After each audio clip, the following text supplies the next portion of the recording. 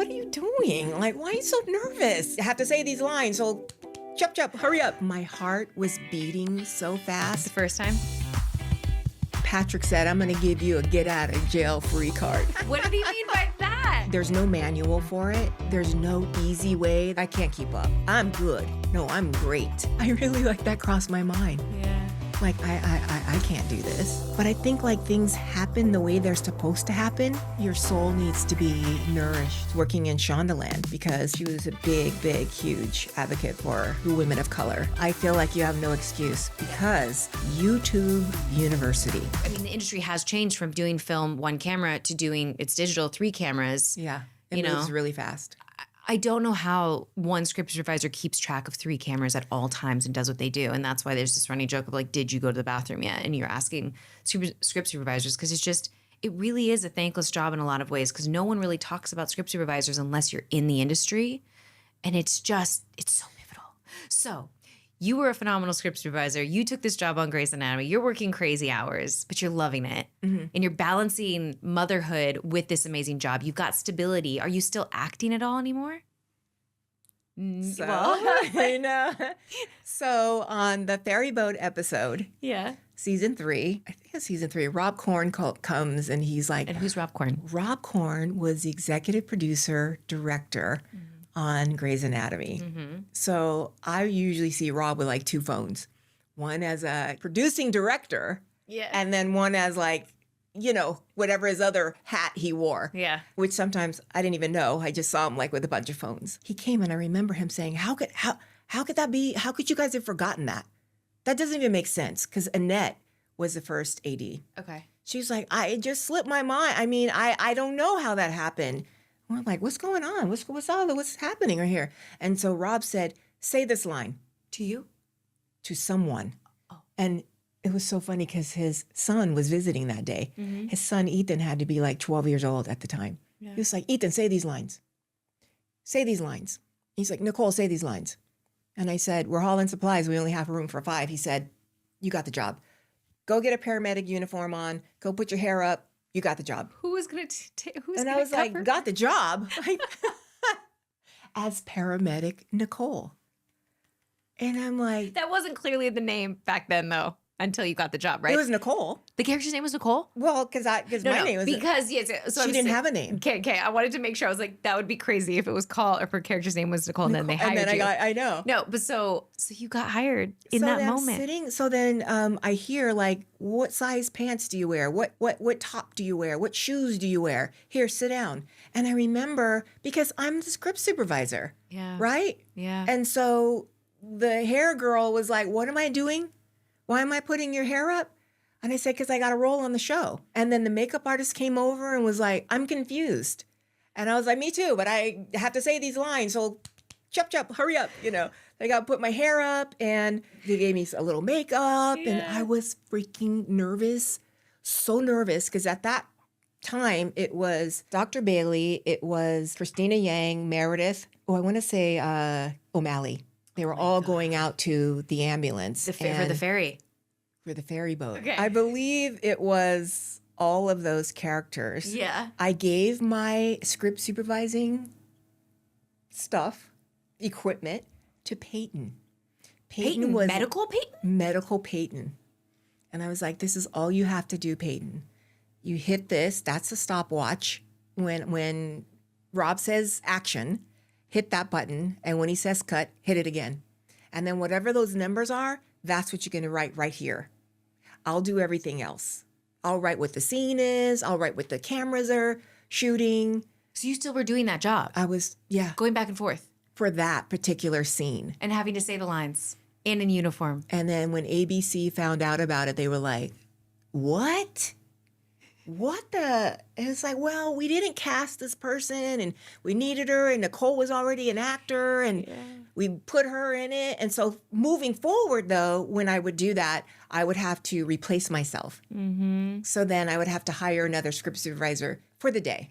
So, but after that, but it stuck. I mean, so it's stuck. Paramedic Nicole stuck. So and I remember my heart was beating so fast. The first time? I'm not even kidding you. It was like, I was like, what are you doing? Like, why are you so nervous? because my back was to the actors coming out. Yeah. So there was a camera inside the ambulance, right? Mm-hmm. The doors were open and you could see because they had dialogue coming up.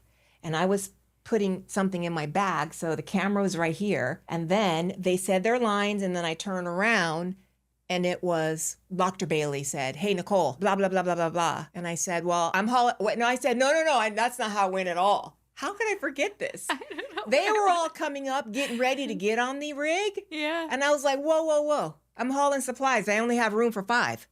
So, like, you guys got to work it out, right? And then Sandra O was like, "Oh my God, Nicole, like, we got to do that again. We got to do it again." Because she was so excited, but I nailed it. Yeah. You know, whoa, where are you guys going? I'm hauling some supplies. I only have room for 5. Yeah. And that was it. That was the beginning of. Did Rob Corn go like, "You're good at this"?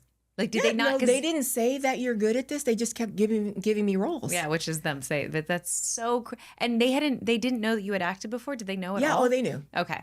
They knew. And then when April Yeah. got engaged to Matthew, paramedic Matthew, Yes. I was like the you can look it up on YouTube. It's the April Kepner marriage proposal flash mob. Yes.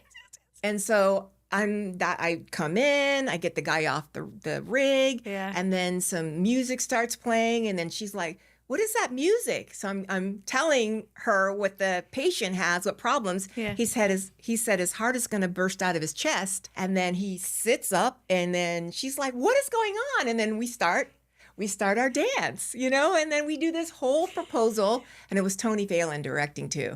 And it was this whole, like, we had like a week's worth of preparation. We had to learn a routine. It was like the whole thing. And I had the ring, and at the end, Matthew jumps down and he comes in and does some dancing with us. It's amazing. It is amazing. Love it. Yeah. Gosh, to be a part of that though. So paramedic Nicole lived on. So then I lived on. But you're still doing, I mean, people know you probably as paramedic Nicole, but you were the script supervisor until what season? You mean, when did I let that go? Yeah. Oh, gosh. So 'Cause you were there for such a long time. I know. Well, the beauty of that was when I got an episode, and it was episode To direct. 9 to direct. So take it back. You were acting. So I would act, not Yes. every episode, but it's like 30 episodes Yeah. over the seasons. But you were, and when did you decide I want to pivot again and get into directing? Well, I think because when I was doing script supervising for indie films, yeah. like, I knew, like, the acting wasn't it for me. Why do Because say that? because when you're creative, like, you're a creative person. Yeah. There's nobody that can tell you, if you said, "I want to direct," Yeah. and Danielle, you're crazy. There's no, and you're like, "Well, what do you mean?" Like, I've watched these people do it for a long time, and I direct every day. Like, I'm directing this. I wrote this down. I wrote that down, and this is what I'm going to do it, and this is how I'm going to do it. Yeah. Now, the technical part of all the technical parts of it, I learned from being on set, being an actress, being a script supervisor, Yeah. being there every day and learning what they do, reading some books and things like that. So then it's like, when they started hiring people who were not career directors, Yeah. and it's like, well, why not? They just did it. Like who? Like they started actually saying like we're gonna give new people. It wasn't Well, so. like, for instance, like, Chandra was an actress. She had never directed anything. Got it. They gave her an episode. And then on other shows, like, well, they gave the Dolly Grip on Grey's an episode. Yeah. So it's like, he had done stuff though. Yeah. This guy had done like projects, and like, he'd done shorts. Okay. But I had never done a short.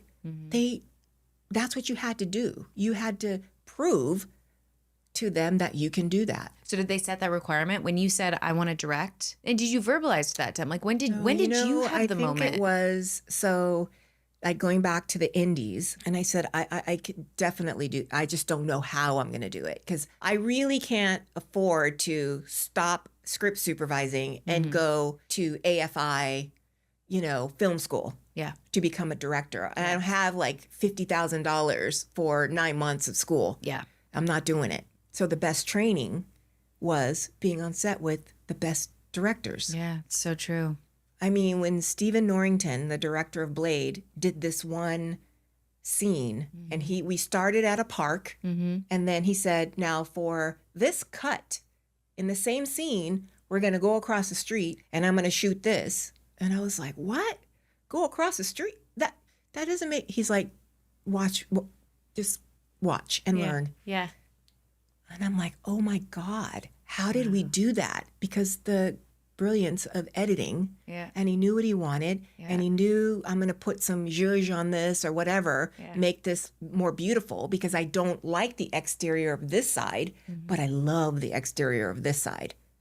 And then if we never cut back over there, but I put that little piece over there, and I've done that a few times on things. I'm like, guys, we could shoot over here. And they're like, what?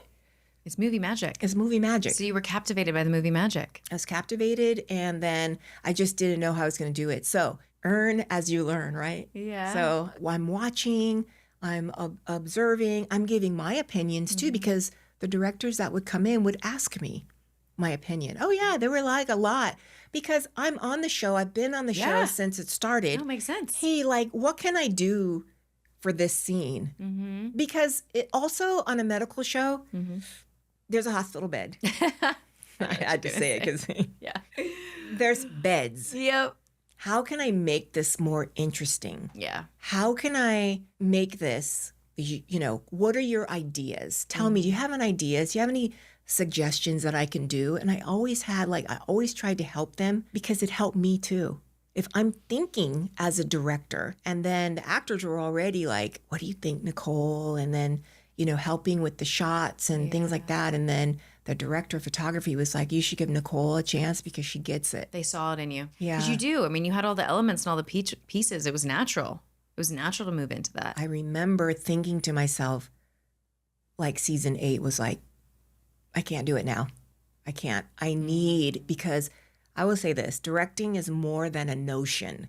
It's more than saying, I could do that.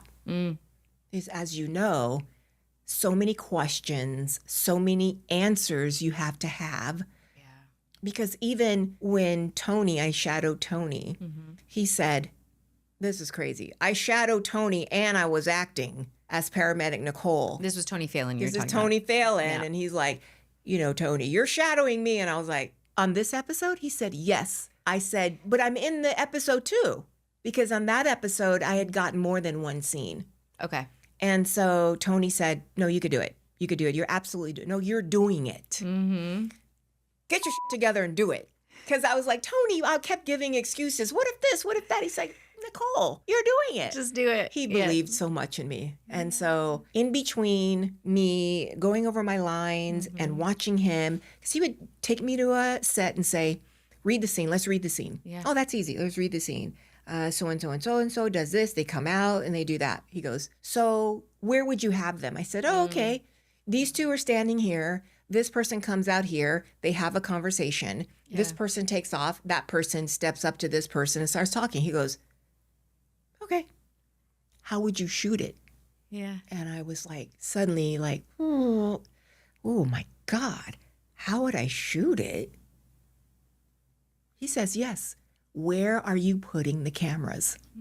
That's the first time I had to really I can block a scene, Danielle, and with my eyes, I could block it, no problem.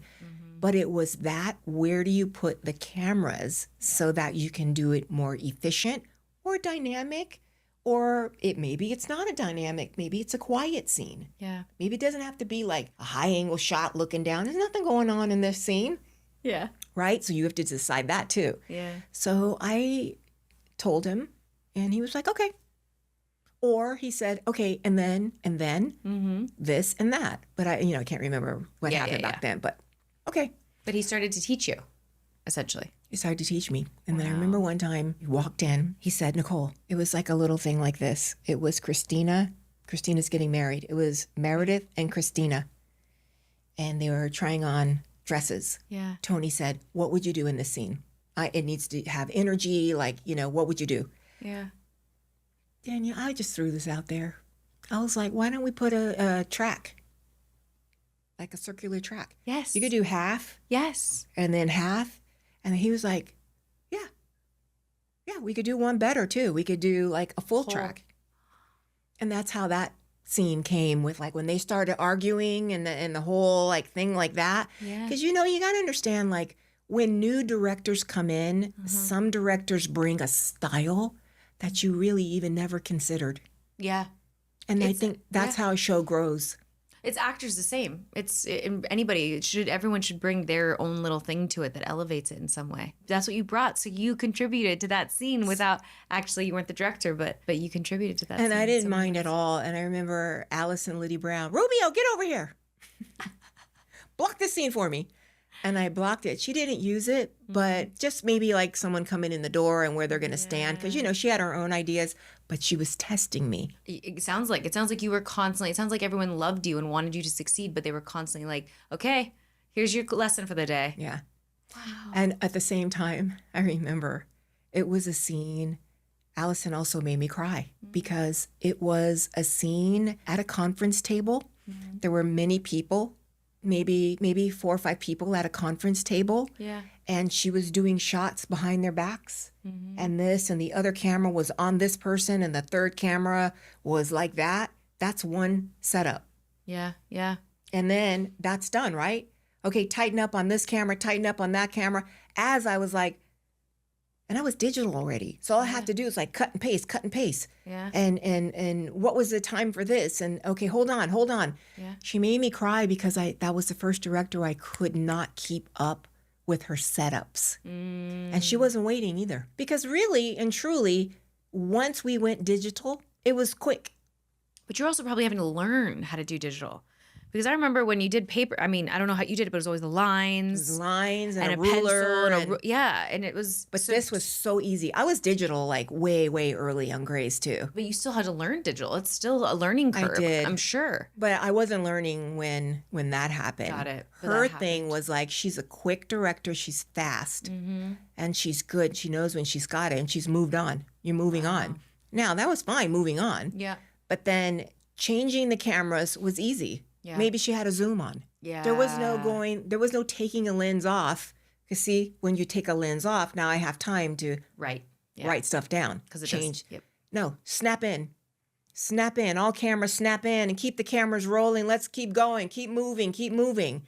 Wow. And meanwhile, I'm like, you have to change all of this. Yeah. And I'm going as fast as I can.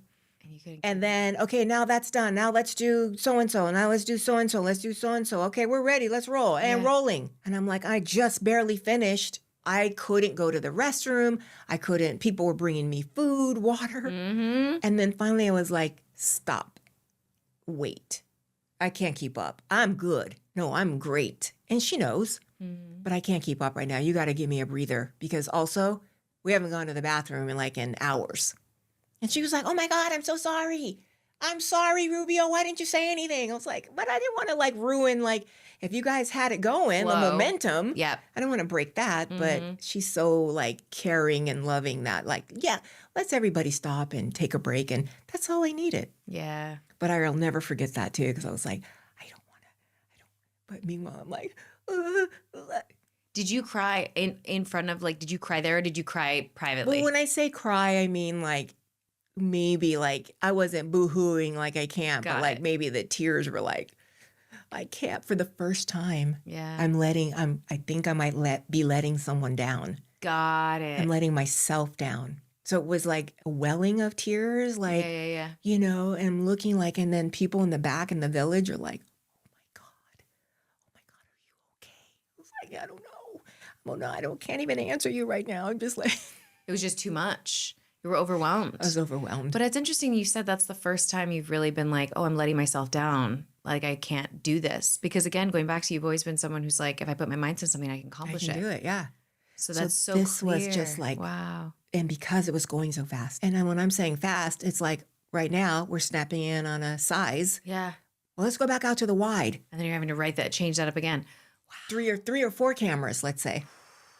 Which is no problem for me. 3 or 4 cameras? No. When I was learning how to be a script supervisor, I'll never forget, I showed up. Yeah. It was Dawn said, be there at 8 o'clock in the morning, 7 maybe, 7 o'clock in the morning.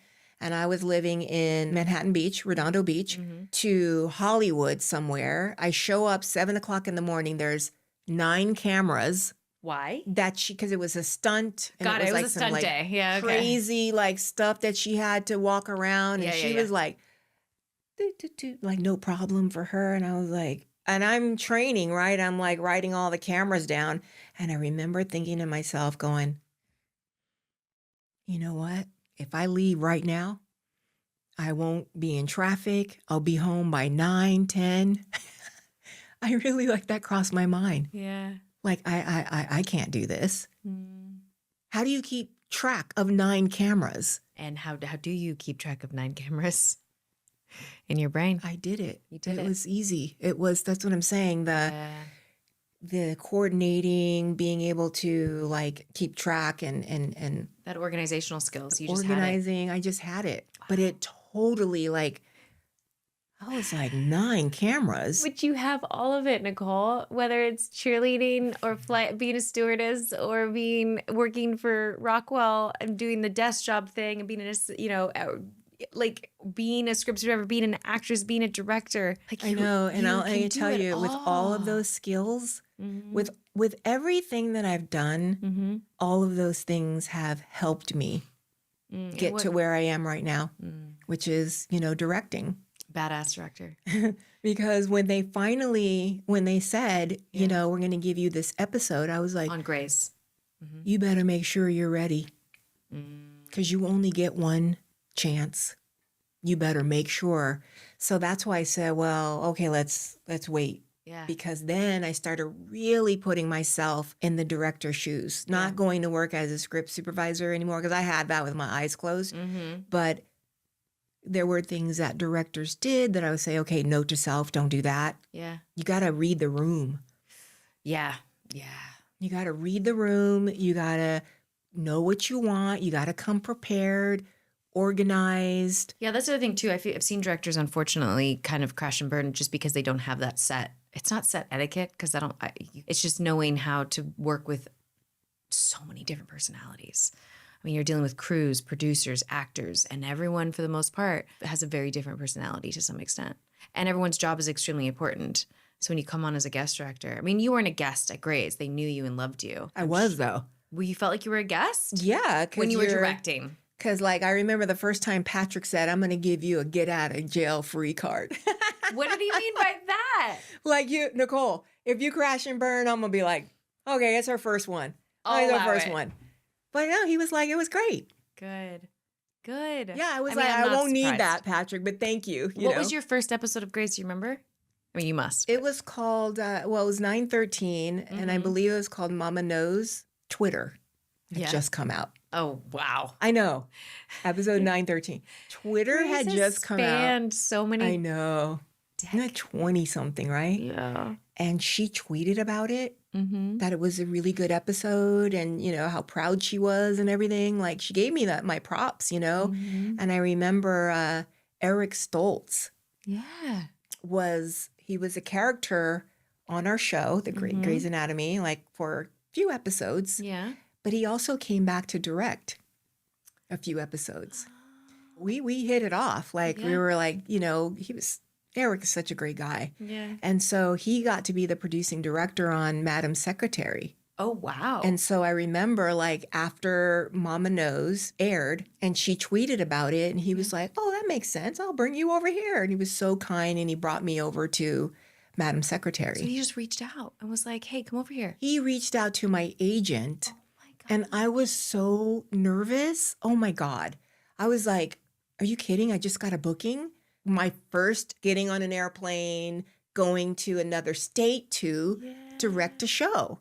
And it was their first season. Where was it filming? New York. Okay. So you flew and filming in New York first time. And it was completely different monster. Yeah. Oh my gosh. I know. He was the best. He gave me that episode. And I remember him coming to set and it was like one of the scenes was outside at night and he thought the alley was so clean. I know he did because he was like going to the street and grabbing trash and like dirtying it up. And I learned that from him. Yeah. And I said, as a producing director, he came and he said, this New York streets don't look like this. Mm-hmm. So he went over there and he was like grabbing leaves and trash. And I said, see, a producing director can do that too. If a producing director thinks like, this is too pristine. Well, because now I'm like, then you went on to be a producing director. I know. Shh.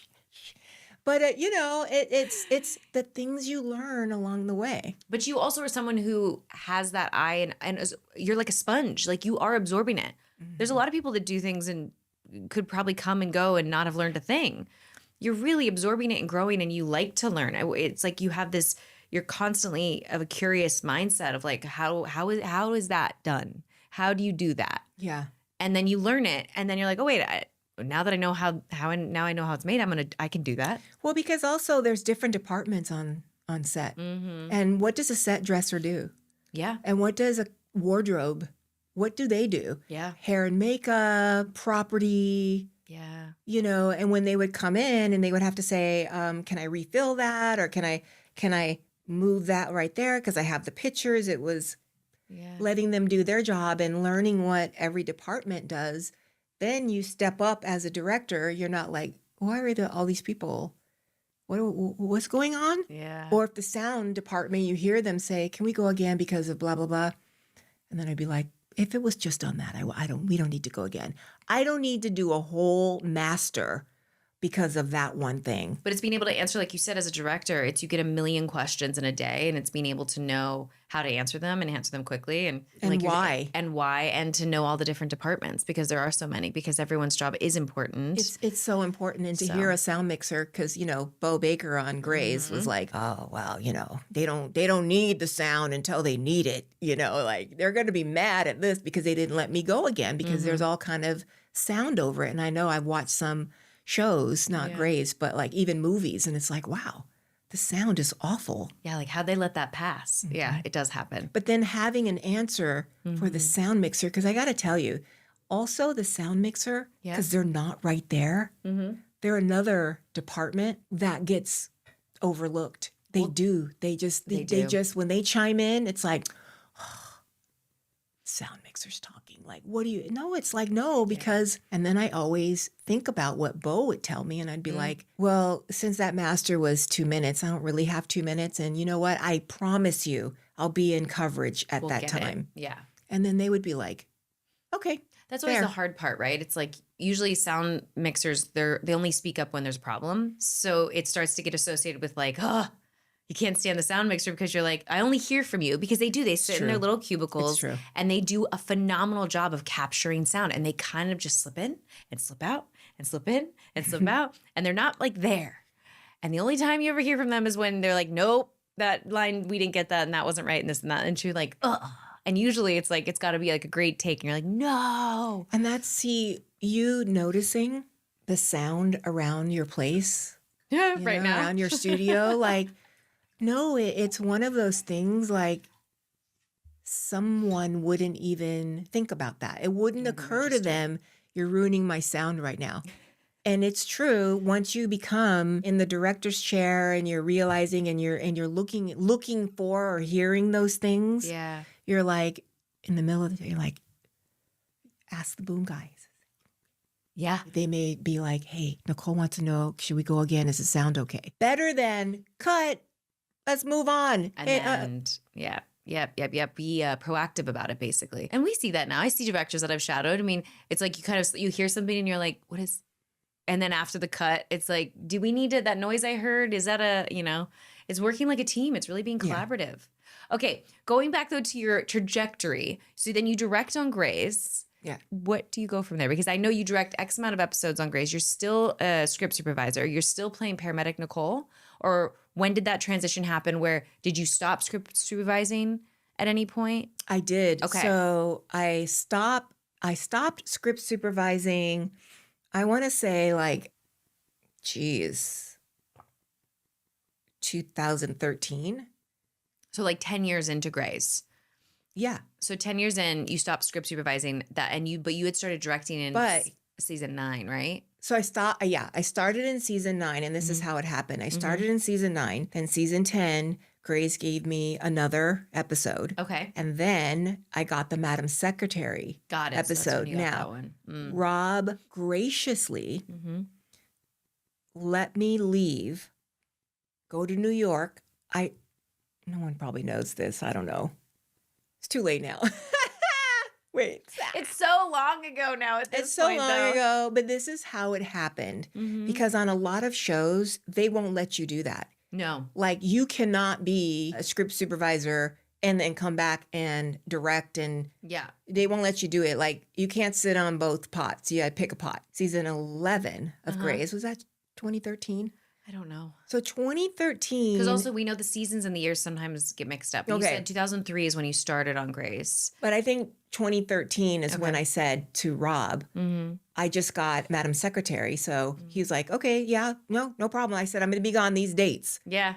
He's Yeah. like, okay, no problem. Yeah. I replaced myself. So for probably 2 episodes Yeah. of Grey's, went to New York, directed the Madam Secretary episode, came back and was like, whew. Exhausted. I'm like that job was like insane, right? Yeah. That experience, but I came back to my job as a script supervisor. Yeah.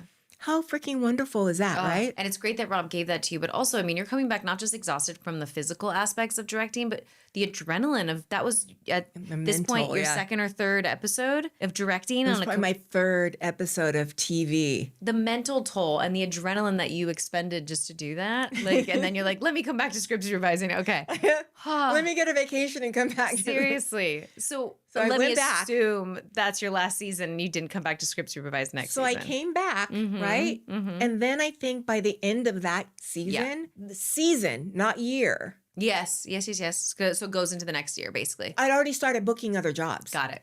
My slate, including Grey's, started to fill up. Amazing. So I couldn't do the script supervising anymore because I was already getting booked up as a director. Wow. So I had to let the script supervising go. I had Yeah. to let my Grey's family go. Well, you were still directing.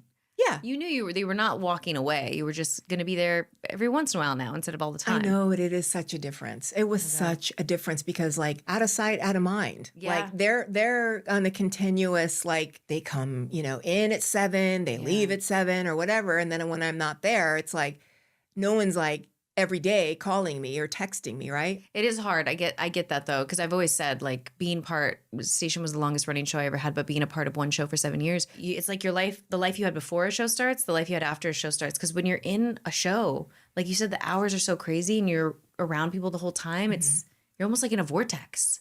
Right. Life kind of just goes by.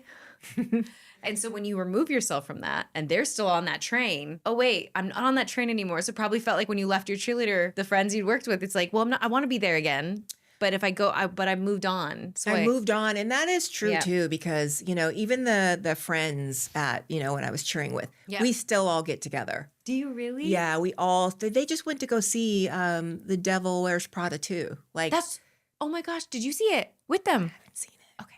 I didn't haven't seen see it yet it, either. but they did. They sent out a group text and they were all going to get dressed up fancy and they're going to go have dinner. And I couldn't make it, but But they're all still. they still do it. I So love yeah, that. removing yourself from that because that train is still moving and then you removed yourself. And so now you have a different life and It definitely changes things. But that being said, you were moving on to bigger things and things that challenged you and excited you. yeah. And so then you started directing, not script supervising anymore. Were you still playing paramedic Nicole when the opportunity came? So that was goodbye, just directing. And that just skyrocketed, just took off. And it just took off. Because at that time, there wasn't a lot of females directing. There weren't a lot. There was like, you know what? I take that back. There were, but they didn't have like household names. Like I could name off like a lot of, directors that Male, yeah. males, but females, like there was a Jessica Yu, Bethany Rooney, Yeah, Bethany Rooney. Allison Liddy Brown, Julianne Robinson. Like there were. Yeah. There were Leslie Linka Glatter, like there were a lot of them, but it was basically the men were getting a lot of the jobs. That's what I meant. Is like their names were more prominent. You heard their names more. Yeah, and especially women of color, not. And they were out there. Yeah. They just weren't getting hired. Yeah. They weren't getting jobs. Well, you know what? Millicent Shelton was working. Hannah Lee Culpepper, like there were like just on the tip of my tongue. They were directors of color Yeah. who were directing, but not as much as their other. What do you mean? With the women, not women of color. Yeah, Yeah. and also like when I say women of color, I mean like Asian and Hispanic and stuff like that. Even less. Yeah. Even less. And so when I started working, and the other thing that helped me was working in Shondaland, because she was a big, huge advocate for the women of color. That's still to this day. I mean, women in general, women of color. I mean, you can tell when you're working in Shondaland that it's very supportive of that. And you're like, oh, this is a place that I could actually ask questions and thrive. And yeah, and she had How to Get Away with Murder and Scandal. And all of these shows that I loved. And oh my gosh, I mean, I got to work on them. So it was like I was busy doing were you that. directing on those shows too? Mm-hmm. Wow. So you just did it all. I was So doing you it, stayed in the Shondaland world. How many episodes of television have you directed now? Do you know the number? Yeah, like I don't know now. And so that kept me kept the momentum. Yeah. Branching out, doing other NBC, Yeah. CBS, Fox, doing those shows. All of a sudden, like the studios started having these programs like the NBC Female Forward and then the Sony program and things like that. So then more women started to direct. They were great programs. They've all kind of fallen by the wayside right now. A lot of them. Directing programs in general, but a lot of stuff has kind of, the industry as we know is in this weird contraction shift. I don't even know what you call it, that kind of was kicked off by the pandemic and then exacerbated by the strike. And then now we have AI threatening everything. It's like, what are we doing? And I don't think anyone really knows. And so the idea of like, I think everyone's just trying to be like, how do we maintain the people that are in the industry now, let alone new people coming in? It's an interesting time. And I always am fascinated because people outside of our industry don't really see that. They don't know. They see new projects coming out.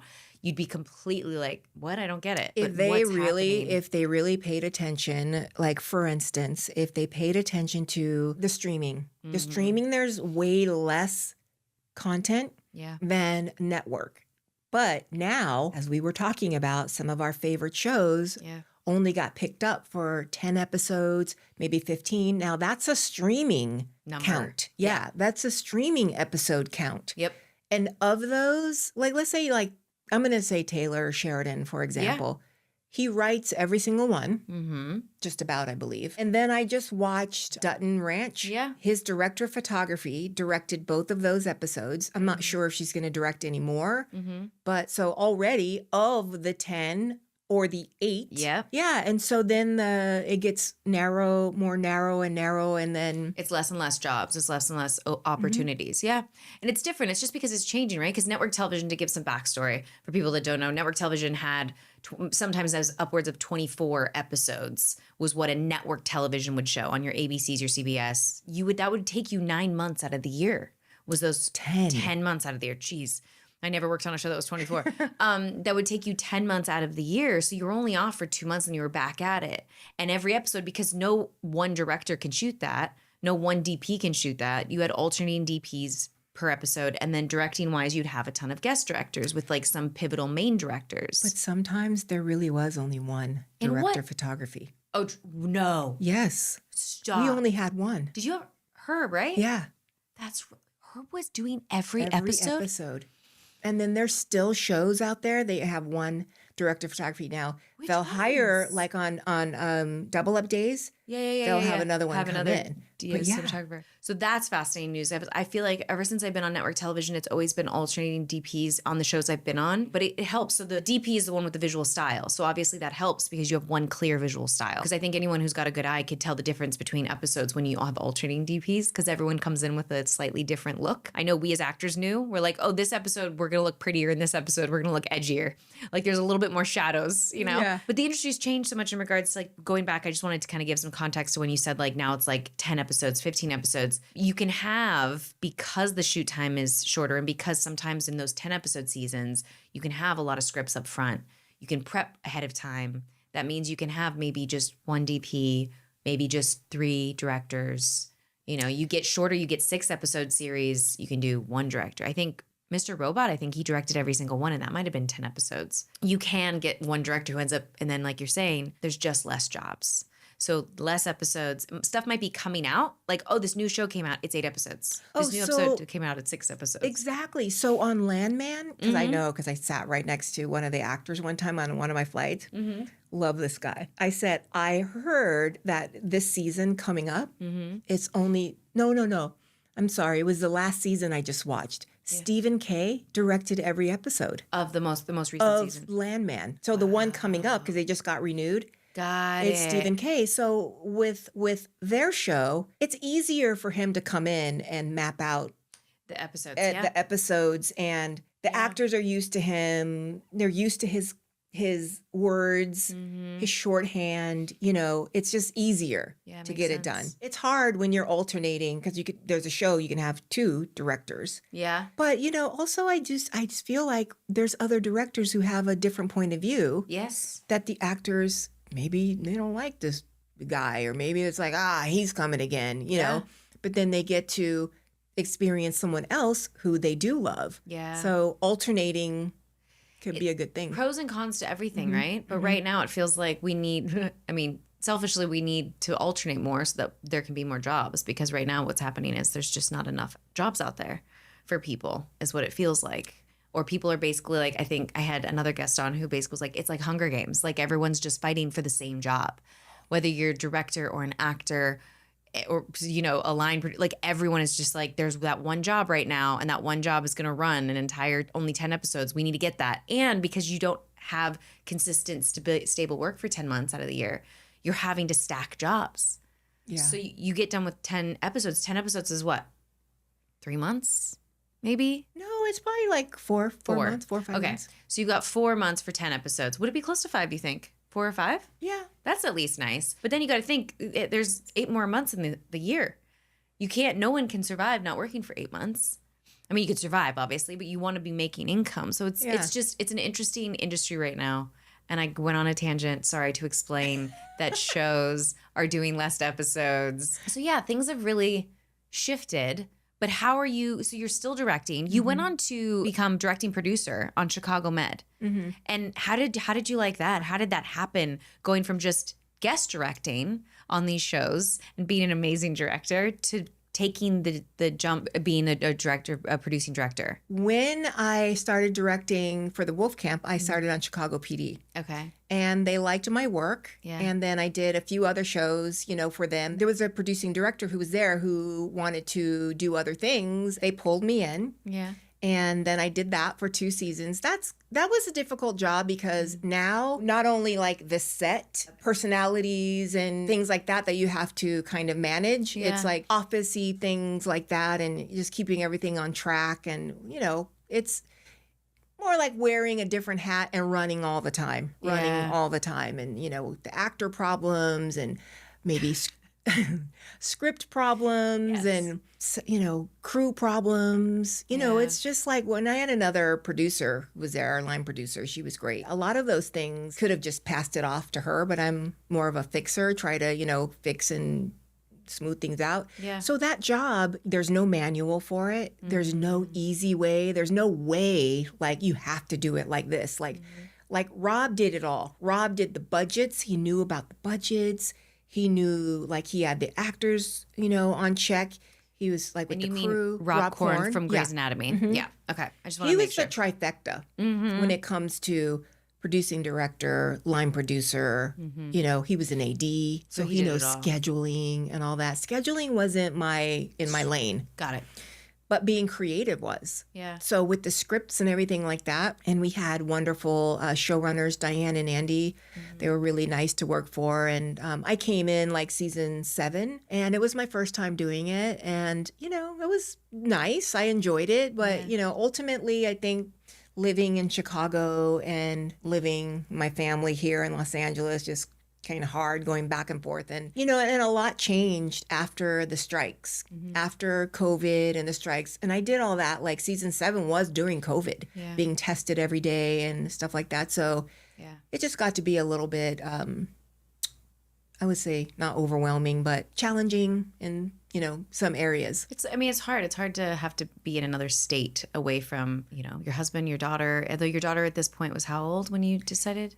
22. Maybe she was 22. Yeah, it's hard. It's hard because if you're on the same, time zone, it's easy. So like up in Vancouver, no problem. You can come home on the weekend, 2-hour flight. Yeah. There it was like 4.5 hours to get there, 4.5 back. Usually I would take the red eye. I would get to Chicago at 6 in the morning and try to go home for like half an hour, close my eyes and get up and spend a full day at work. Loved the scripts, loved the actors. The Wolf Camp is great to work for. So, you move on and other doors happen. Other doors open. It's pretty impressive. You really you're in all the camps. Like, I know we call them camps, but like everyone loves working with you, whether it's NBC doing, the Wolf Camp, which is the Chicago Fire, PD, Med, or whether it's being at CBS and Sheriff Country and Fire Country, or whether it's being at ABC, which was everything beyond Shondaland. You did a million little things as well. Yeah. Like, you were in so many different camps and everyone loves working with you. And it's just, it really says a lot. And the reason I only did one Chicago Fire is because I believe I did the episode and then the next season I was the producing director on Med. So some of the shows I never got to do because I was already, in a position. So no, but it's like you did one show, like you said, you did one episode of Chicago Fire and then they're like, nope, we're snatching you up. We need you over here to be our directing producer. It's just really amazing. How have you been able to balance? I mean, we didn't talk as much about your personal life, but like, how have you been able to balance motherhood and being married and living in California and traveling so much for work? Has that balance ever been difficult? Particularly balancing life, as a wife and as a mother. That's all my daughter has ever known, since she was born. She was 3 years old when I started Grey's Anatomy. When I lived in Chicago, that was the toughest because even though most of my jobs were traveling, like New York, or I did a show in Atlanta or Savannah, Georgia, like getting on a plane, going places, Toronto, all of those things took me away for at least 21, 22 days.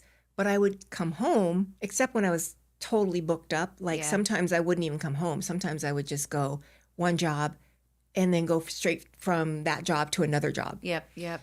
But the jobs in Chicago, when I was the producing director, was difficult because I had to live there. Yeah. I basically had to move there and then come home on the weekends. Yeah.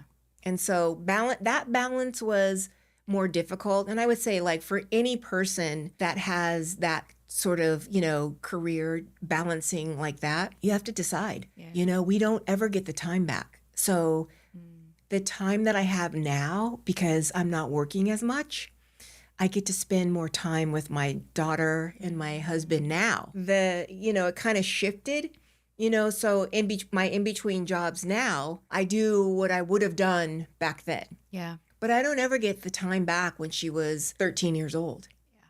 14, 15. Those are like formidable years that she didn't really have a mom because I was traveling a lot. And then on the weekends when I would come home, I was tired. So at those teenage years when she was like, can we go to the mall? That's the last thing I wanted to do was go to the mall. And I don't think she didn't understand it then. I think she understands it now because she's working. But, explaining that to your kids doesn't really work. They don't understand that. All they know is that your mom is gone. Yeah. And then even my family now, like my father-in-law asked me, so what's going on? You got some time off? And I said, yeah, I got a little time off now. He was like, that's fantastic. Oh, that's really, really good. They're happy that I get like quality time. Yeah. And when you're running and you're just working all the time, you don't understand it because that's all you know. Yeah. All you know is work. It's a train. It's impossible to get off sometimes. And it's impossible because we condition ourselves to do it. That's all you know. Or listen, I got a house note and I got like car payments and I got starting my own whatever. Like I need to fund my existence, right? Yeah. When you realize that you've done it correctly and you saved your money and you put some money away and now you got, and then it's not so stressful. And then you understand, like, I can't work the rest of my life. Yeah. I cannot do this for the rest of my life. and I tell people, I've ran a lot. I've done a lot in my life. Yeah. I've done a You lot. have done a lot. Shockingly. Like I a know. lot. And so now it's like, oh, I get to do whatever I want. I get to play pickleball every day. Every day? Is that what you're doing now is pickleball every day? I was like, well, I try to every day. This morning, Jaden was like, hey, can we go to Granada Hills and play this morning? I was like, I can. I have a podcast, Yeah. But I'm home. Yeah. When she gets back from her job, I'm home. I'm not like in New York and I'm not saying like that was a bad thing, but you need a balance. It's hard to find that balance though. I talk about balance a lot because when you're in it, it's like, you're like, well, especially in this industry, like you're kind of at the mercy of scheduling and timing, and you can't predict when the job is going to come. You put yourself out there and then they offer you a job. And sometimes the only way to find balance is what? To say no, to figure out how. Say no in this industry is one of the hardest things because all we're doing is running after the yes. We're chasing after a yes. And so when we get a yes and then we have to say no, feels kind of counterintuitive to what we're conditioned to do. You also think this, right? You also think if I say no, they may never ask me again. Oh, absolutely. And that does happen in this industry. A lot of times that's the scary part is, as an actor at least, if they ask you, hey, we want to hire you, and you say no to somebody, sometimes Isn't it terrible? It is, but this is an industry that does have a lot of egos. And sometimes if you're saying no to a director or creator because you're minimizing them, you're making them feel small because, oh, you think something is better than me, then they'll never hire you again. And that does happen. Doesn't always happen, obviously. Those are the worst situations. But that fear that if I say no to this person, they might not hire me again is a real fear at times, depending on who you're dealing with. So then you wear yourself out and say yes. But that's where it's like, where's the balance, right? Because you don't know. Sometimes it's really hard to listen to that little voice in your head that's saying like, you need a break. You're a go-getter. I mean, the part of you goes, no, I can do it. I can do it. I can do it. I can add one more. No. Because then after this, I'll take a break and I'll be at home with my daughter. And then while you're on that job, you get another job. And it's just... Well, it all depends on what you need in your life. But do we know what we need sometimes? Like sometimes I'm like, do we know? That's Until we know. That's an important thing to find out though. I know.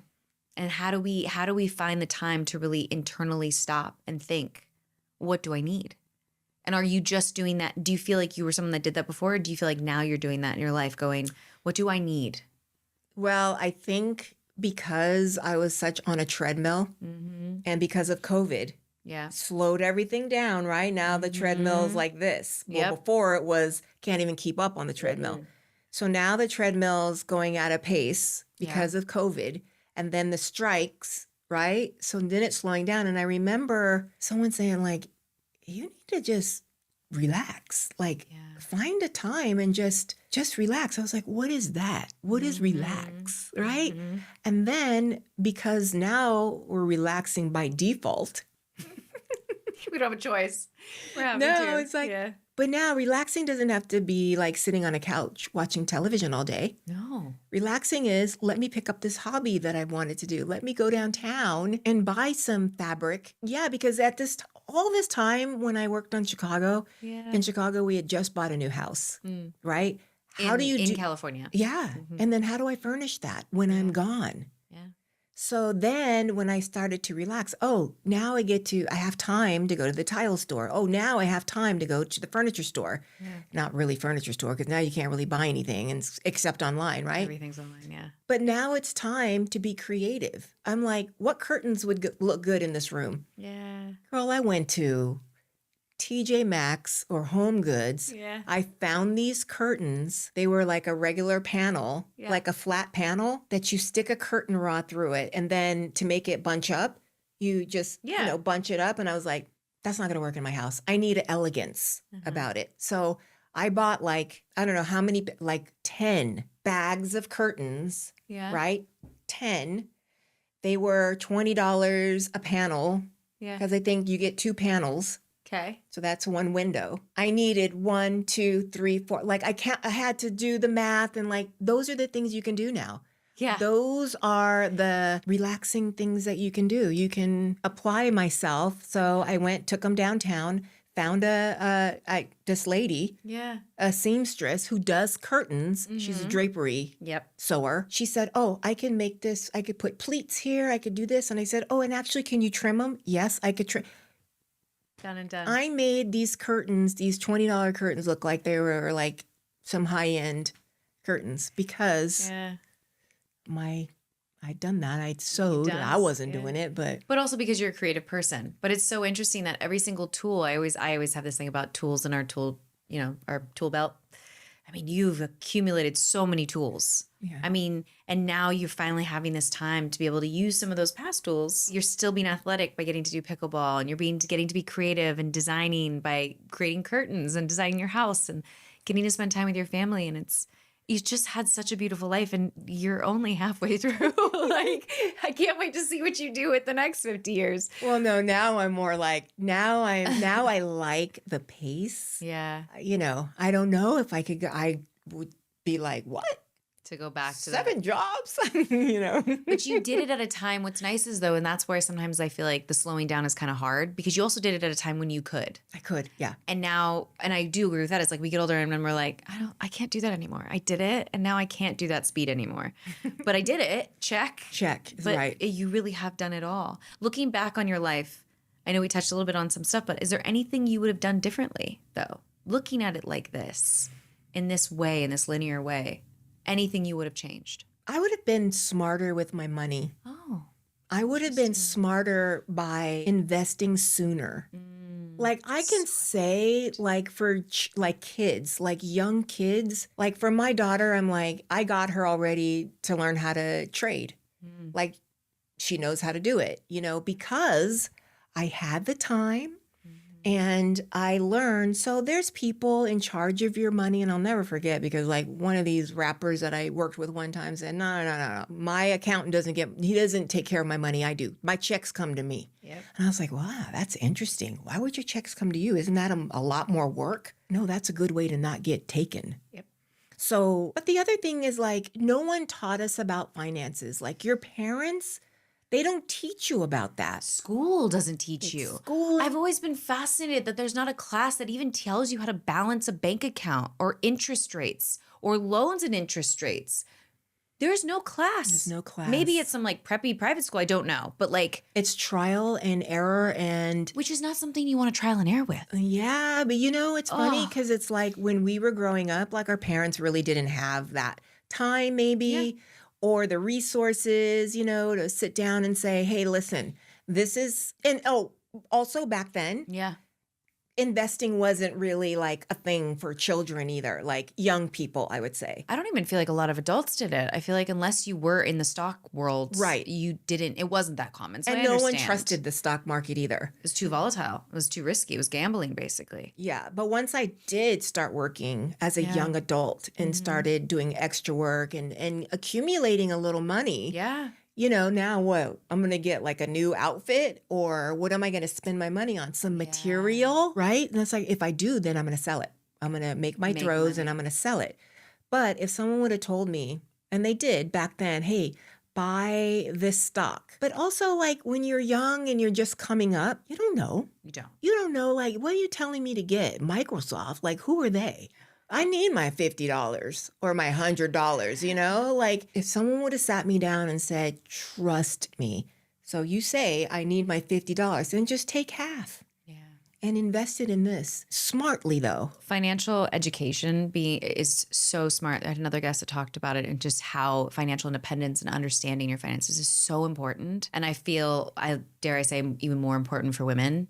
Because I feel like it gives a lot of women security. I mean, in your position, you work and everything, but even women that maybe don't work as much, or may work part-time, like having that financial independence and knowing how to invest your money, how to save your money, where to put it so that it's working for you is so important. I wish I had started even younger because I started acting so young, but I still was lucky enough that I was able to start young, where you make money and it works for you and you don't have to do anything because you're basically just sitting there letting it do stuff. Yeah. But that's such a brilliant answer and so smart. And I hope for people listening, they start kind of like you saying, even if it doesn't feel like a lot, take that $100, put it over here. Take that $50. If you made that, take half of it and just put it over here.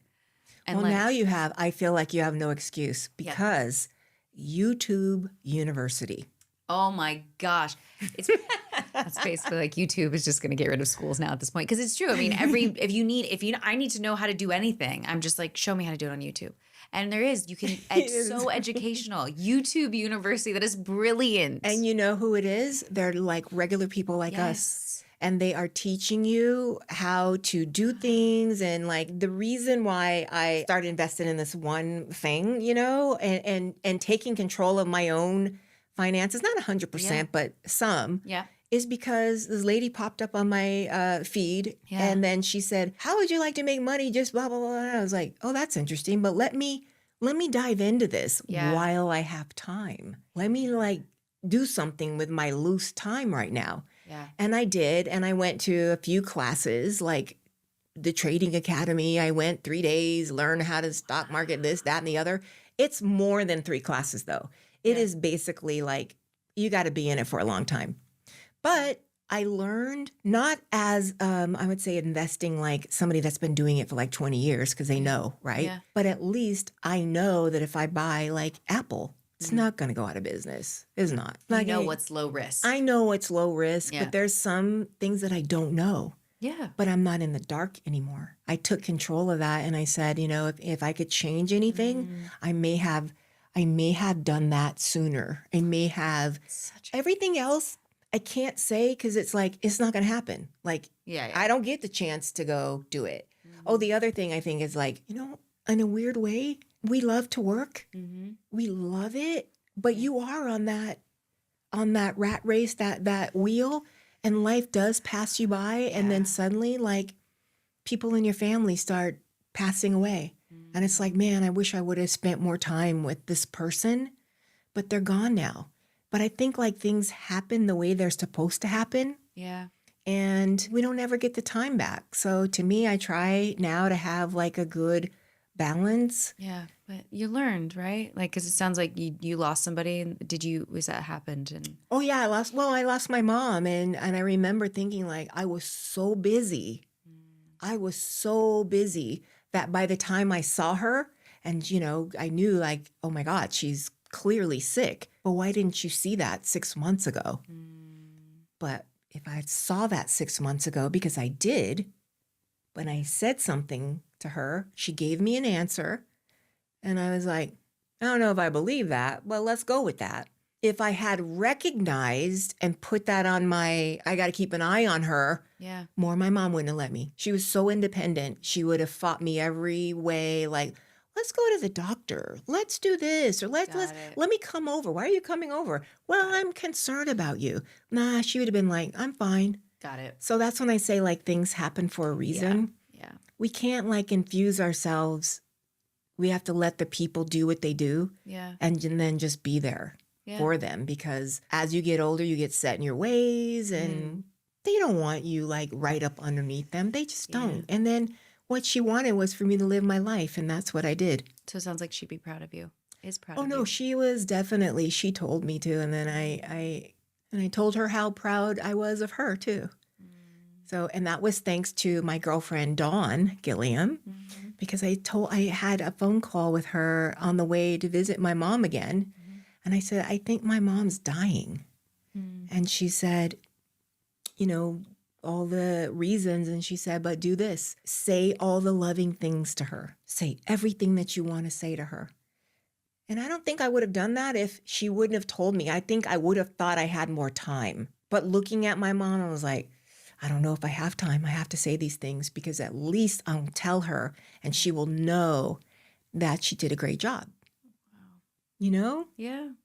Because we get so busy and we think that there's more time and time is finite. It does start to go away. When I say like, oh I've done a lot, I'm tired, like I mean it. Yeah. I think anyone listening clearly can tell that you've done a lot, Nicole, and that it makes sense that you're tired. Now, I mean, but I've like tired in a way that I feel like, because someone says like, did you ask me if I wanted to go to Italy? Did I? Yeah. I might have. I think you might I think have. I did. But I said, like, if I like, went you to should go. if I went to Italy with someone like you, I would have a good time. You did. I remember this was one of our last days in the car. Yes, because we were talking about traveling. Yeah, and I Yes. said, I've traveled so much abroad. We talked about that, yeah. And I'm like, but if I went to Italy, if you were there, I would go and we would have a great time, you Yeah. know? But I'm like, I've been to foreign countries before and I'm okay not ever traveling abroad again, you know? Which is, I mean, because you've lived such a life. Yeah. I mean, the truth, and I was like, that's, because I think we talked a little bit in that car in that little bit. It's like, I was like, I never really traveled until I was in my 20s. So now I'm trying to like make up for it and travel as much as I can.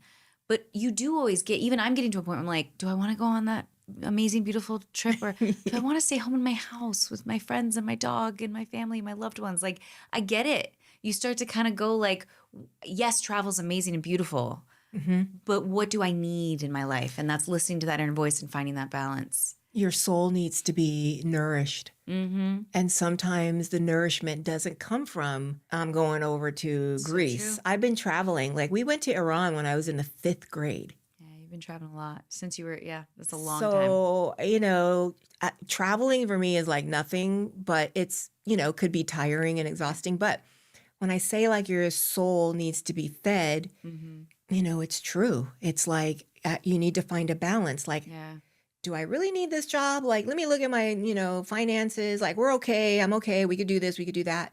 Or do I need to really buy this? Or do I, you start making like choices based on how much does your soul need to be fed, Yeah, it's true. Well, you've lived an amazing life, Nicole, and you've instilled me with so much inspiration and knowledge. And for anyone listening, I think you're probably, a lot of people feel inspired by your story, by your bravery and courage and just go getter. And you put your mind to something and you do it. And it's quite amazing. Thank you. I think we covered this, but my last little question before we get into the sweet and savory round is just, you kind of answered it. Like, where do you see yourself in 10 years and 30 years and 50 years? Like, where do you see yourself? Is it what you just said? That's why I said you kind of answered it. Slowing down and finding that balance. It's like a natural progression, right? Yeah. Because I can't be like, give me this job or let me do this or that. It's like, if it's a natural progression, it just means like, I'm not saying I'm slowing down, but if the time is now and it's like by default we're slowing down, then I go with it. And then, there's things like I still have like property that I could manage. And we just bought this property in Lake Isabella. So it's like, what are we going to do with that? Are we going to do an Airbnb? Like people could bring their trailers and their motorcycles out there and camp, I have things like that I want to do. But I think right now it's just my mind right now is like, well, if I don't have to do something right now that I'm not on a schedule, because I've been on a schedule for so long, then I don't have to. And who's going to say something about it? Yeah. Nobody. It's true. Except my husband said to me, like, so, what are you going to do? Like, if your jobs are like this month and it's this far out, like, what are you going to do? And I said, same thing I'm doing now, nothing. And what did he say? He just laughed, like, good. Because I feel like, well, no, don't put me on a schedule. Yeah. Because I still have a property to maintain, our home. Yeah. You still have to, like, we have a yard. I love gardening. And I still have my dad to see. And, I have stuff. I'm not like bored. No, Shows that I want to watch, episodes that I've wanted to watch, didn't have the time. My daughter was like, well, you know what? You always wanted to like cut hair. Maybe you can go to like cosmetology school. I was like, yeah, you know what? You did that. And you know what I said? I said, but that would require like a schedule. Like I'd have to get up and be on someone's time, I don't want to do it that much. Yeah, it's so true. It's so true. But still, I would not be surprised if the next time I talk to you, you're like, I pivoted and I'm now doing hair. You need a haircut? Exactly. Well, I'm going to grab the food that you were like, use pizza and salad. So I'm going to grab the food. We'll do the little rapid round and see if you're sweet or savory. Okay, great. Okay. Nicole, do you think you are sweet or savory? If you had to choose. Well, you have to choose. You're on the podcast. You have to choose. I think I'm savory. Okay. You know why? Why? Because when I eat oatmeal sometimes, I don't know where this is going. I What a know. great start. I will, well, you could eat oatmeal. That's sweet. But I also like to throw bacon in there because it's Okay. sweet and savory. Is that weird? Or sausages. Like you'll see me sometimes and I'll have a bowl of oatmeal and I'll be like, put 2 sausages in there. Yeah. Or a bowl of grits or something. Yeah. You like a little bit of both. I do. Kind of like life, right? Okay. Are you ready? Yeah. Waffles or tacos? Oh man, it's going to be questions like this. It's a rapid round and it's questions like this. Tacos, but we got to have good salsa. Okay. Romantic comedy or psychological thriller? Psychological thriller. Fresh flowers or scented candles? Fresh flowers. A quiet bookstore or a loud concert? Concert. Golden hour or midnight? Golden hour. Apologize first or wait for an explanation? Oh, God, that depends, but apologize first. Silk or leather? These are hard. Where? On the sofa? On your raw body, your naked body? Like First one that comes to mind, whatever comes to mind. I wish I could leather. help. Okay. People pleaser or truth teller? Oh God, truth teller. A warm hug or a firm handshake? A warm hug. Ask for permission or ask for forgiveness? Permission. Doubt yourself or double down? Double down. Emotional or analytical? Analytical. Safety or risk? Well, now I'm safety. Second chances or one strike and you're out? Oh, second chances. Be adored or be respected? Respected. Heart on your sleeve or cards close to your chest? Heart on my sleeve. Seek advice or trust your gut? Again, like these, it depends. Seek advice. Nostalgia or the future? The future. Forgiveness or boundaries? Forgiveness. Team player or lone wolf? Team player. Stick to the script or pivot in the moment? Pivot in the moment. A quiet, intimate drama or a massive action set? Massive action. Massive action set. Total creative control or a brilliant collaboration? Oh, collaboration. Command the room or lead by example? Command the room. Understated elegance or bold presence? Understated elegance. Trust the path or forge a new trail? Trust the path. An early morning call time or a late night wrap? A late night rap. A localized perspective or a global mindset? Global mindset. A silent masterpiece or a visible force? Visible force. Write the story or direct the vision? Direct the vision. You are savory. I'm savory. You're savory, Nicole. I kind of kept going back and forth. I was like, is she going to be savory? Is she going to be sweet? Is she going to be savory? Is she going to be sweet? I couldn't tell. There was a couple that were like leaning one way or the other. I just want to make sure I say thank you so much for coming on the podcast. I am so happy you were willing to do it. I was not expecting you to say yes. I was like, do you want to? Are you sure you want to? I'd be happy. And I do think we might actually need a 2-parter because I know there's still stuff we didn't cover. So maybe in a couple years when I'm on episode like 200, we'll bring you back and we can fill in. It was great. Yeah, it was. I think also because all those morning rides and we got to know each other. Yeah. Plus, you're just so badass yourself, you know? And then, no, honestly, it was easy. It was really easy. And I think we just hit it off. It was a while before I'd seen you on Station 19. And then when you invited me to the party, Yeah. I was like, wait, does she know me? Did she remember me? I know. It's And then crazy we that- went, and then it was just like we never even lost touch. Yeah. So Yeah. appreciate it. Of course. I appreciate you. Humbled. You're an amazing person, and we really are an inspiration, Nicole. So thank you. Thanks for all the conversations and the rides and stuff. And let's eat.